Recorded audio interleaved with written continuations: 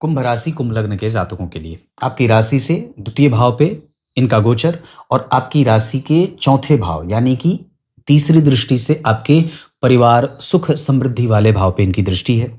वहीं आपके अष्टम भाव पे इनकी दृष्टि है, आयु भाव पे, और यहां से बैठ करके वो आपके पराक्रम या लाभ भाव पे उनकी दृष्टि जा रही है। ये स्थिति कई बार सामान्य परिणाम देती है ना। सामान्य का मतलब है कि बहुत ज्यादा अच्छा नहीं और बहुत ज्यादा बुरा नहीं। पैतृक संपत्ति की हानि ना हो, उसमें किसी भी प्रकार का विवाद ना हो, उसको लेकर के कोई षड्यंत्र ना होता हो, बस इतना ध्यान रख लेना चाहिए। बाकी आपकी राशि और आपके लग्न से द्वितीय भाव में शनि का गोचर एक तो 7.5 लगाएंगे ही, पर साथ ही साथ आपको गंभीर मोटा धन प्राप्त करने वाला, धन आगमन के नए सोर्स जनरेट करने वाला, आयु की वृद्धि करने वाला, बड़े छोटे भाई बहनों से संपदा की प्राप्ति कराने वाला भी होता है।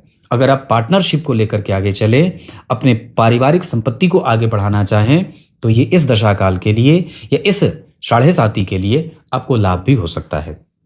कुंभ राशि के जातकों को अपनी वाणी कठोर नहीं करनी चाहिए। साथ ही साथ अपने परिवार में एकमत कैसे रखा जाए, परिवार को बिखरने न दिया जाए, परिवार में कोर्ट केस कचहरी का मामला न हो जाए, चाचा चाची, ताया ताऊ, इन लोगों से संबंध कैसे अच्छा रखा जाए, इन सभी विषयों पे बहुत सावधानी से विचार करना होगा।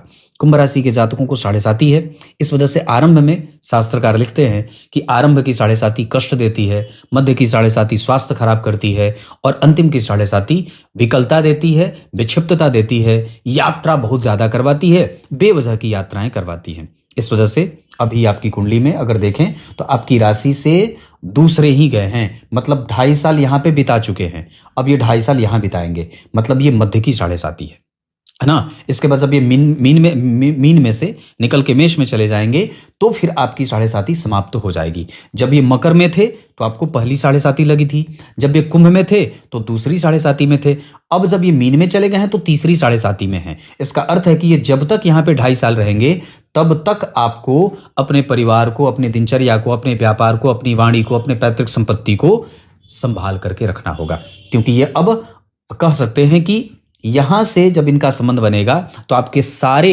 फोकस आपके संपत्ति और आपकी वाणी पे, आपके कम्युनिकेशन पे हो जाना चाहिए। पूजा पाठ में क्या कर सकते हैं, तो अगर हो सके तो आदित्य हृदय का पाठ प्रत्येक दिन किया करिए, अपने गुरु मंत्र का जप निश्चित रूप से किया करिए, 3 बार हनुमान चालीसा का पाठ निश्चित रूप से करना चाहिए।